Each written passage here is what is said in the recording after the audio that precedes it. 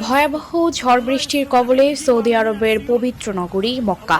ভারী বৃষ্টিতে তলিয়ে গেছে মক্কার গুরুত্বপূর্ণ সব সড়ক। বহু রাস্তা প্লাবিত হয়ে তলিয়ে যায় পার্কিং করে রাখা গাড়িও।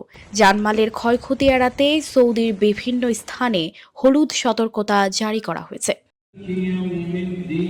প্রচণ্ড এই ঝড় বৃষ্টি ও প্রবল বাতাসের মধ্যেও পবিত্র কাবার কাছে মুসল্লিদের ধর্মীয় কর্মকাণ্ড ও ইবাদত পালন করতে দেখা যায়।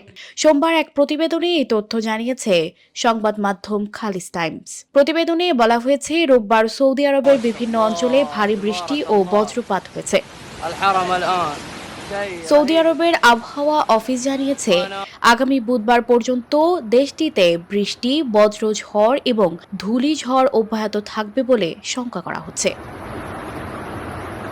আরব স্টর্মসের বেশ কিছু ভিডিওতে দেখা যাচ্ছে বন্যার তোড়ে গাড়িগুলো ভেসে যাচ্ছে সড়ক দিয়ে।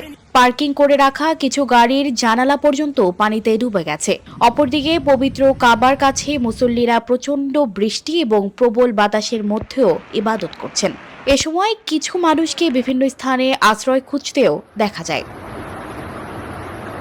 খালিজ টাইমস বলছে, রোববার জেদ্দা সহ সৌদি আরবের অন্য শহরগুলোতে মাঝারি থেকে ভারী বৃষ্টিপাত হয়েছে। সোশ্যাল মিডিয়া প্ল্যাটফর্ম এক্সে দেওয়া এক পোস্টে মক্কার crisis and disaster management centre শহরের বাসিন্দাদের ও দর্শনার্থীদের সতর্ক থাকার নির্দেশ দেওয়া হয়েছে। একই সাথে বন্যায় ড্রেন ও পানি জমতে পারে এমন ঝুঁকিপূর্ণ এলাকাগুলো এড়িয়ে চলার পরামর্শ দিয়েছে।